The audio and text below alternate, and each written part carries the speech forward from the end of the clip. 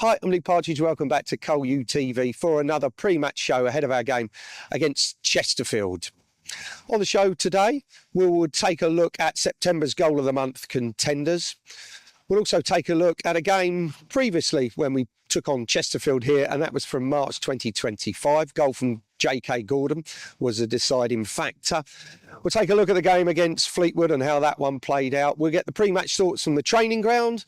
We'll also take a look at Chesterfield's last game. That was against Newport. They was at home. Pre-match thoughts, as always, from our head coach, Danny Cowley. And the classic game this week is a game against Gillingham from nearly 20 years ago, where we ran out 5-0 winners. Some legendary names for Colchester United on the score sheet that day. And also, we've got a feature coming out soon of our under-21s. So we've got some behind-the-scenes footage that's taken recently, and we'll also play that to you.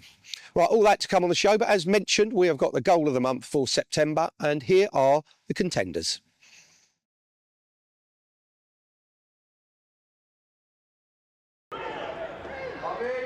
Vincent Young, Arujo now.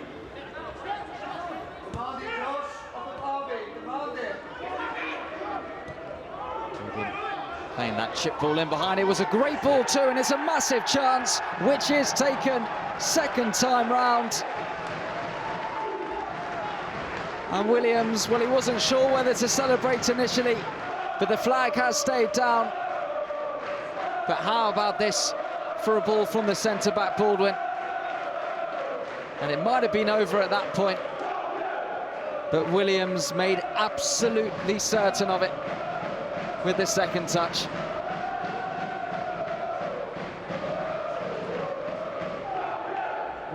So unlucky with that initial header, and he was never going to miss. The deflected effort, the corner to come, right in front of the travelling supporters.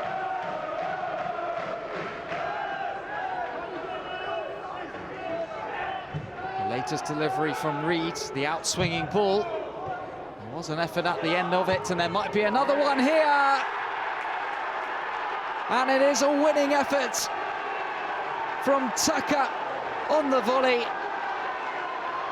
And via the deflection, it flies into the bottom corner.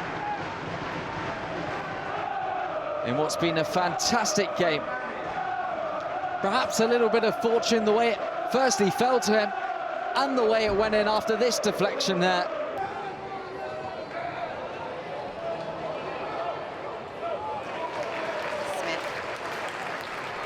Demanding. Almost thought there about throwing the ball out long to his left, and said elects to roll it short. And Colchester United can begin to build from the back to the front. Very, very direct ball over the top. Good control from Payne. Link up to Embick. And they've levelled. And what a moment for the teenager. The mascot wants to join in the celebrations. And why not? It's Route 1 stuff. But the link up between defence and attack, sharp. And the youngster. Keep wild side with just one win in their last 7. That was at Barrow, his former club. Reed with the free kick. He's taking it quickly. Payne across. And Lisby's there to turn home. Well, not even 4 minutes on the clock. And Colchester United ahead. Kyrese Lisby with his 4th of the season. On the end of a really well-worked free kick. Excellent run by Payne. Drew the goalkeeper, sent the ball across. And Lisby able to finish. Goal of the Month contenders for September. Voting is now open, and you can go to X, formerly Twitter, to cast your vote. And voting will be open until next Tuesday, the day when we play Gillingham. Right, let's take a look at a previous game when we took on Chesterfield here at the JobServe Community Stadium. 4th of March 2025, and a single goal from J.K. Gordon was a deciding factor. Let's take a look at those highlights.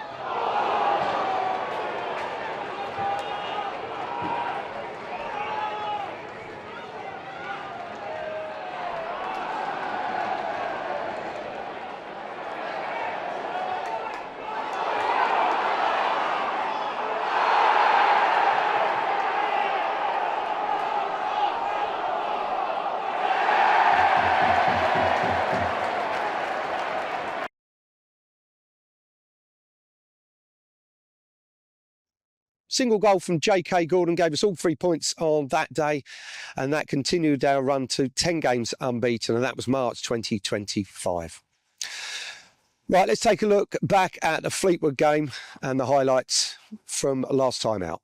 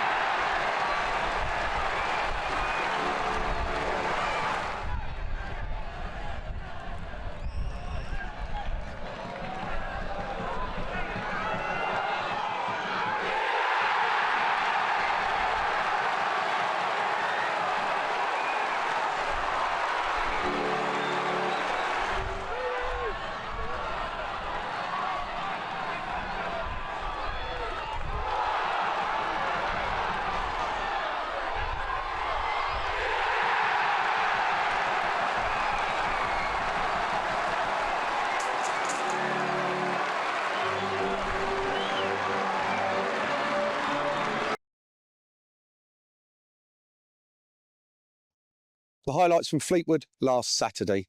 Now let's get the pre-match thoughts from the training ground.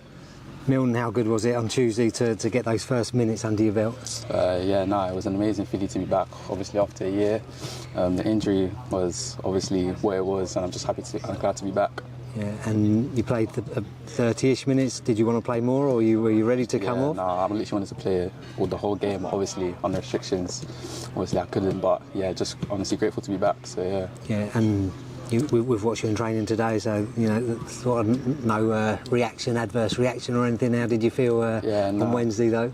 Yeah, I felt great on Wednesday. On Tuesday, sorry. Obviously, as I said, I wanted to keep going, but yeah, right now the body feels very, very good. I'm just ready to be back. Hopefully, offer what I can to the team. So yeah. Yeah, I presume you're looking forward to the next game where you can up those minutes and play a bit more. Yeah, 100%. Yeah, but yeah, I'm very, very looking forward to the next game to come here. Yeah, and obviously, for those that don't know, it's been just over a year. Going through the year, what were the toughest parts of it, do you think? I think it was just for me to just kind of be resilient throughout the whole thing and to just keep pushing, understanding that there's a light at the end of the tunnel, but obviously you can't get there without hard work and being resilient. So yeah, that was just the main thing. So, yeah. And how much of it was mental as well as physical? Yeah, I would say more mental than physical, because obviously without the mental side of it, you wouldn't be able to do the physical. So yeah, it was just about staying strong mentally and being resilient, as I said, just to keep pushing and to keep sticking to the plan, whatever it is that the physios tell me.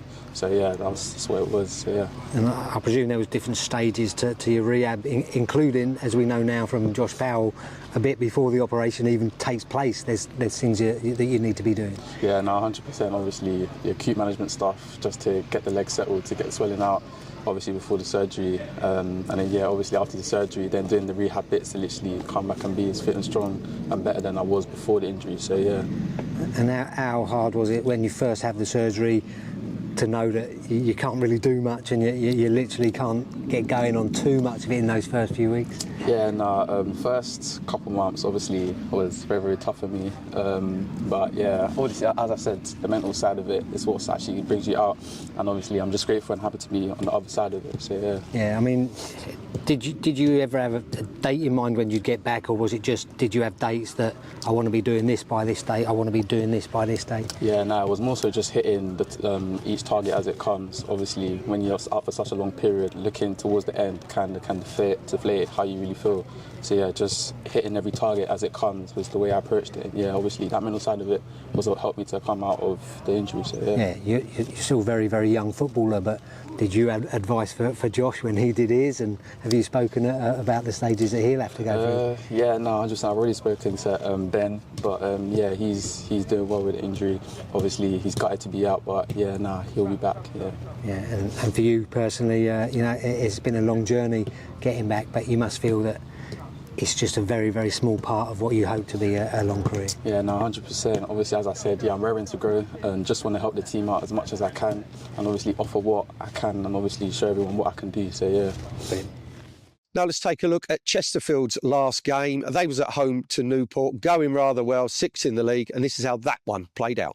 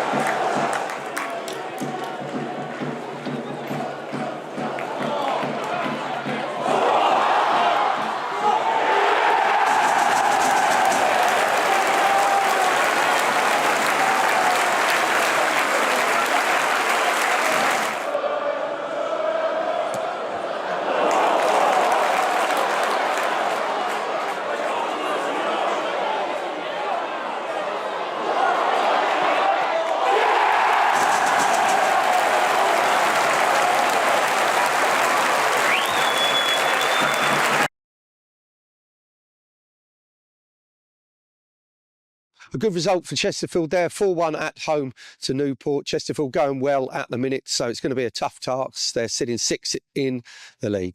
Let's get the thoughts of our head coach ahead of the Chesterfield game, Danny Cowley.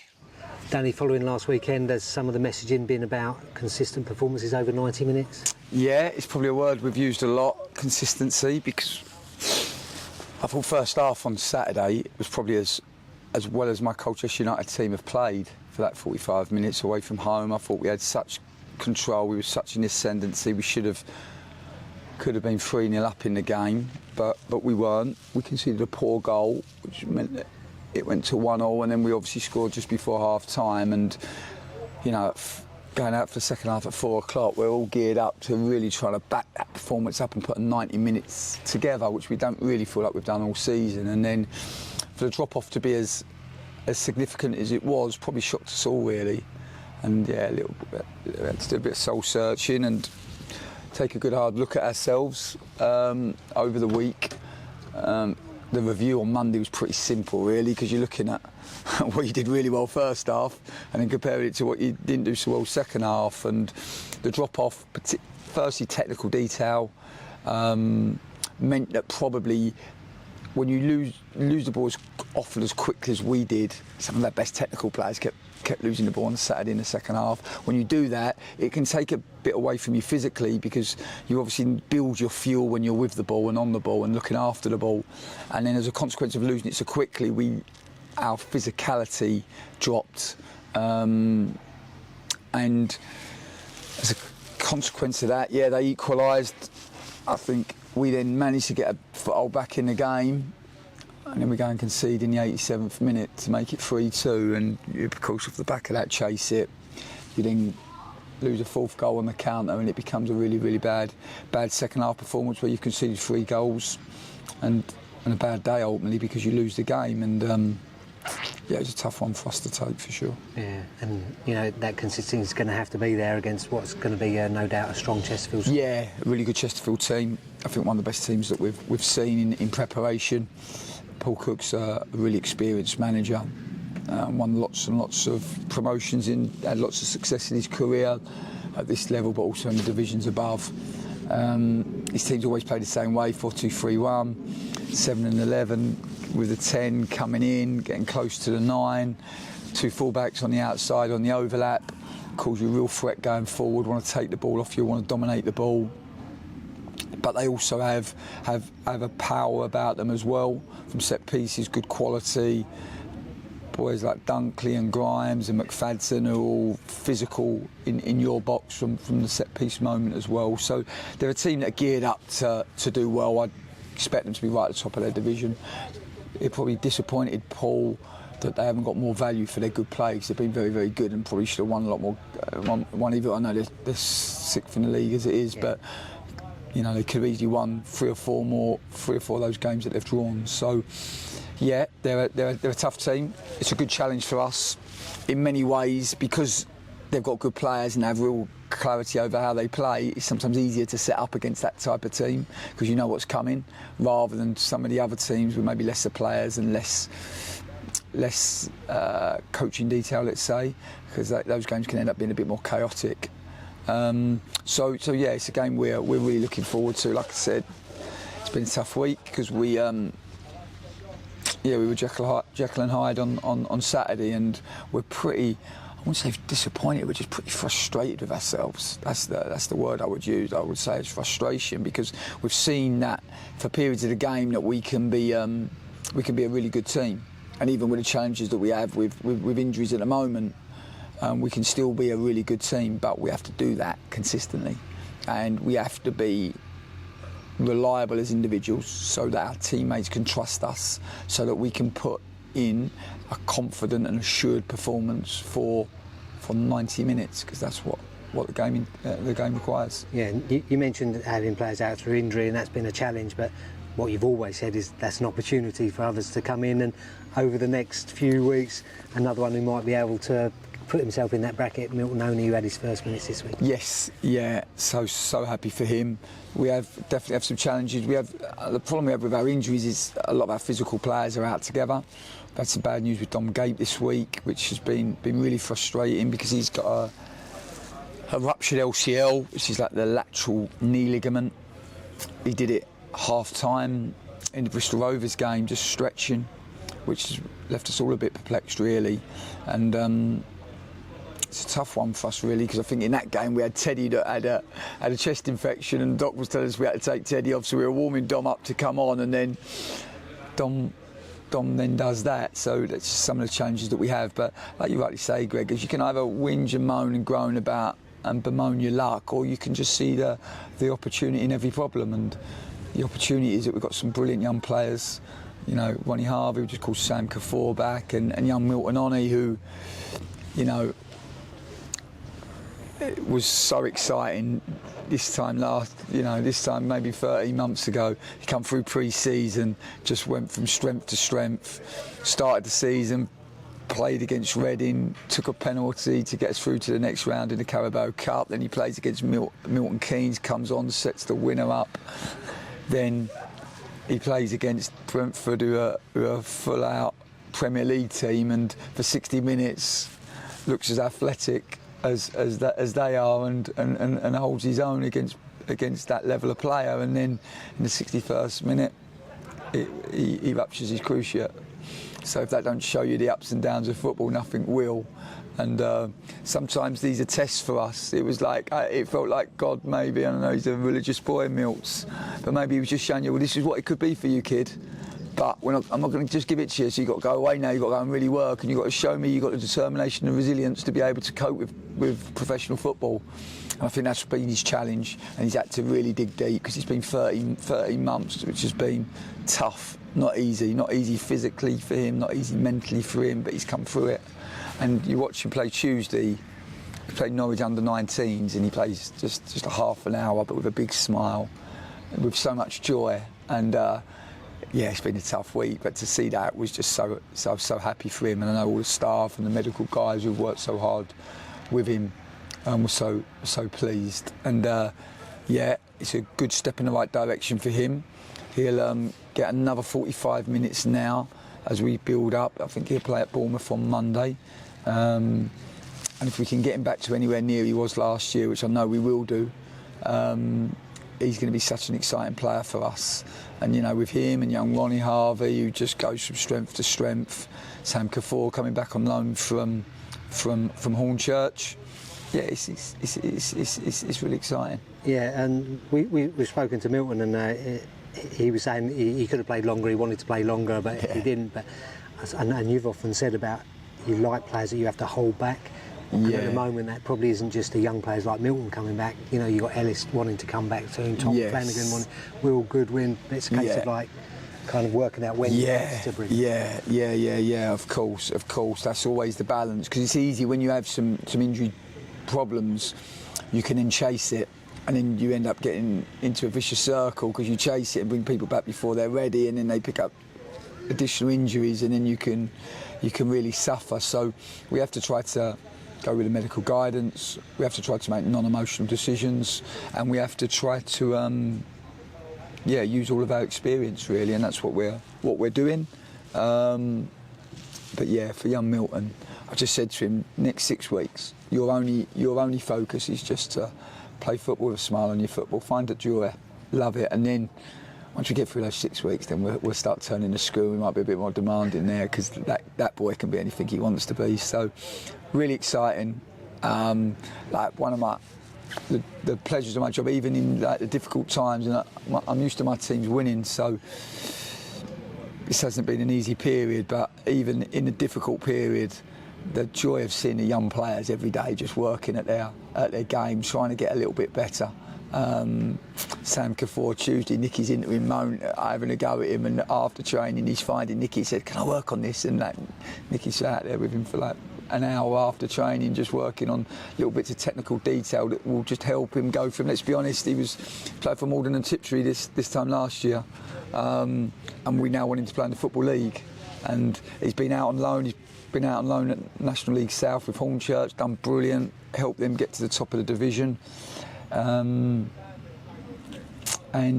yeah, he's chomping at the bit for an opportunity as well. And this is, you know, I know our supporters like us want to win, but part of the job here as well is also developing the young players. And there's a balance we have to find, which is developing young players while trying to find a way to win, and that of course is utopia. And we're developing the young ones. We just got to, and last year we found a way of winning pretty consistently, particularly in the second half of the season. So we've just got to try to find a way of doing both now, and that's all of our aim, that's all of our focus, and we're going to work damn hard until we achieve both. The thoughts there from our head coach, Danny Cowley, ahead of the Chesterfield game. Now it's time to take a look at a classic game, and as we are playing Gillingham in the Virtue Trophy next Tuesday, we thought we'd pick out a Gillingham game. We're going to go back to nearly 20 years ago, November 2005, and this is how that one played out. This was a horror show for Gillingham. You'd be forgiven for thinking they'd suffered enough in recent weeks, but the gods of football have other ideas. Greg Halford started the rout for Colchester after 32 minutes.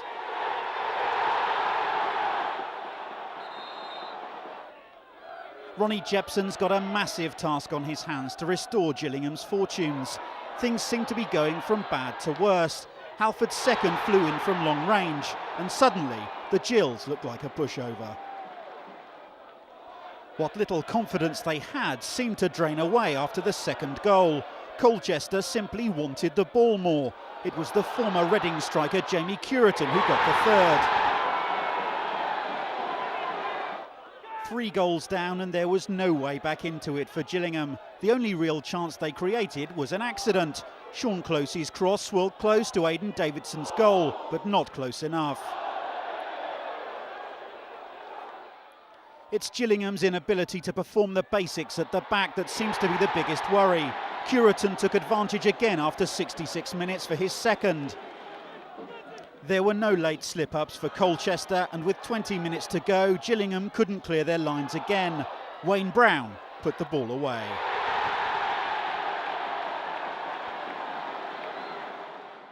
Fantastic 5-0 win there, and some familiar names. Greg Halford 2, Jamie Curitan 2 and Wayne Brown all on the score sheet of that day from November 2005, nearly 20 years ago. Right, now it's time. We've got a special feature coming out very shortly of our under-21s, and here's some behind-the-scenes footage of them. Yes, boys. In this group in orange, okay?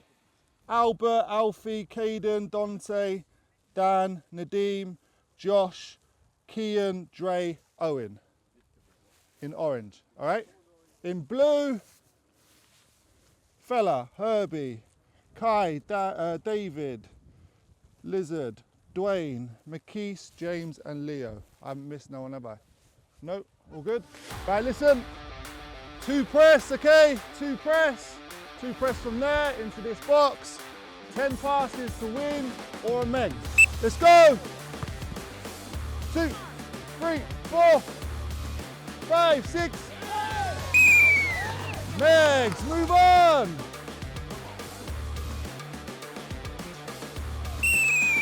Move on! We need a whistle. I told you before. 1, 2, 3, 4, 5, 6, 7. 1, 2, 3. Blues, back to the start. Boys, remember, right? Okay. Remember, I know the nutmeg's exciting, but it's important we make the passes. Okay. Blues have done that really well. Move the ball quick. You can't press it. You can't stop it. 1, 2, 3, 4, 5, 6. Keep it here. Leo, open your mouth. Oranges have just understood the game. 1, 2, 3, 4, 5, 6, 7.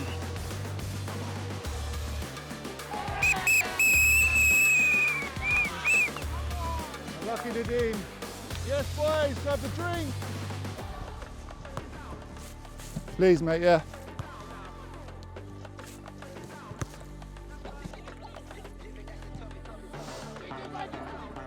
All right, so as much as you can, Josh, try and support that, yeah.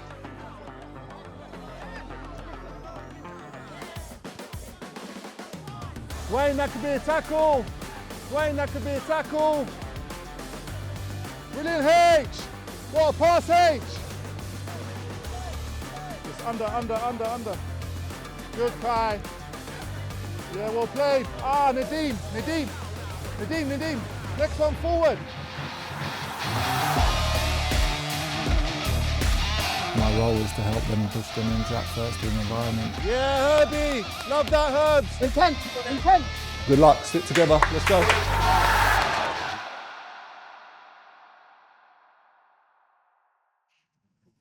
Some behind the scenes footage of Elliot and our under-21s, and we've got a special feature coming out very shortly on them. Right, that's about it from me. Tickets are available for the Chesterfield game, both online and on the day, and that's the same for Gillingham game next week. If you're heading to the game, safe journeys, and thanks for joining us all here on Cowley TV for another pre-match show, and until next time, it's goodbye for now.